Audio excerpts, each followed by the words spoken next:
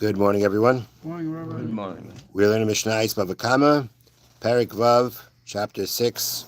We are still in the middle of Mishna Dala, Mishna 4, and we will pick up from where we left off yesterday.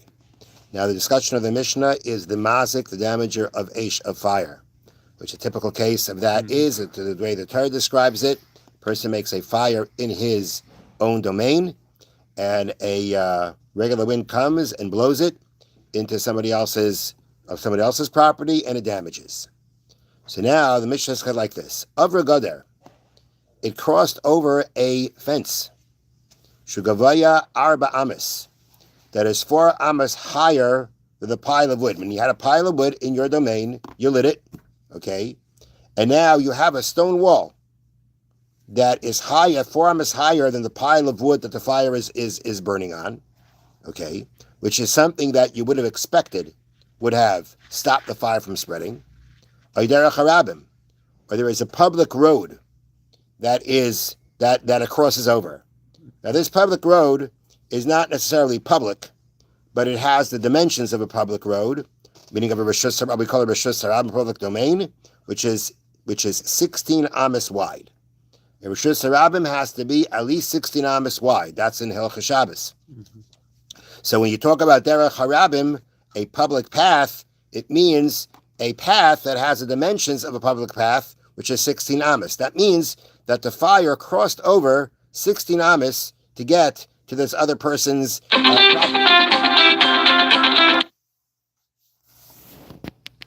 Okay. Oinar, or let's it crossed a river. I don't know, it did that, but it crossed a river. That's 8, and the river has to be is 8 for what we're talking about. The river is 8 amas wide.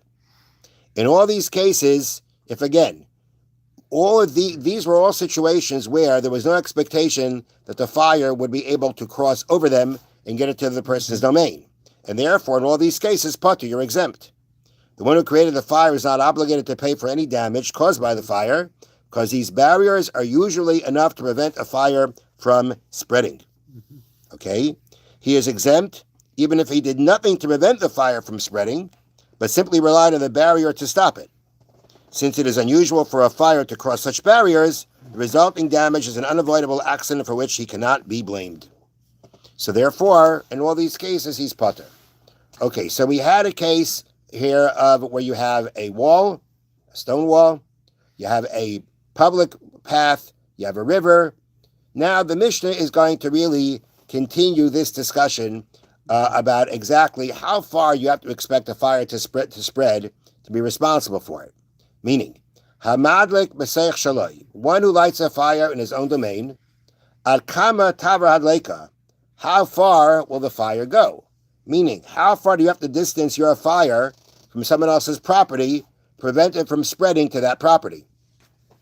So the first opinion is, Rabbi Elazar ben Azariah Omer, Elazar ben Azariah says, Rayan Aisai, we look at it, Ki'ilu hu be'emetza beis kur, as if he were in the center of a base kur. Okay, we'll explain that soon.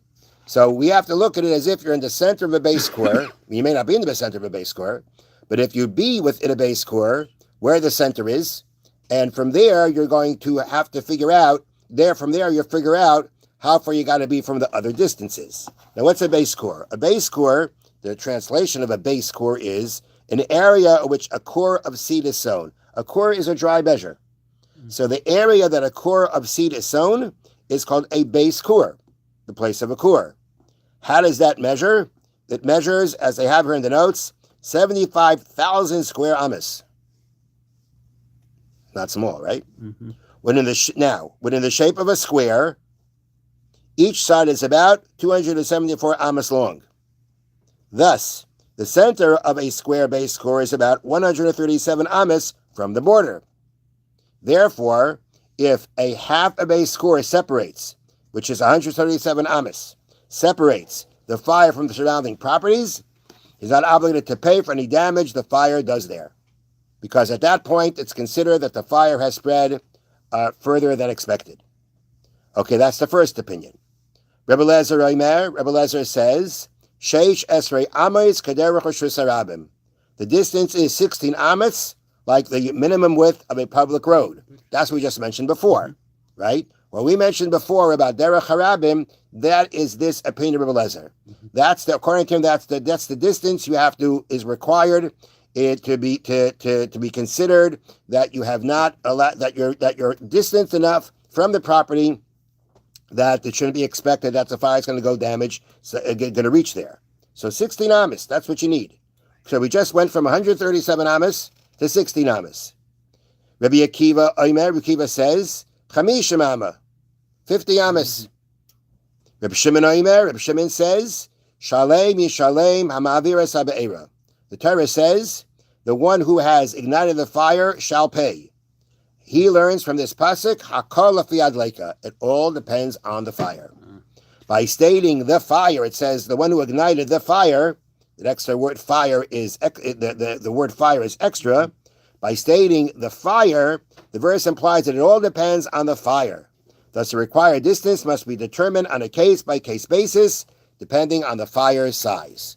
How you measure it, like what are the parameters of, how you figure out based on the size, what the spreading is, it doesn't say exactly. But at the end of the day, the previous opinions all had a set amount. Reb Shimon says it all depends on the fire. That's what it depends on. And the halacha, the Bartanura says the halacha is like Reb Shimon. So it all is going to depend on the fire as to how far you got to distance it from your neighbor's property. Have a wonderful day. Thank you, Rabbi.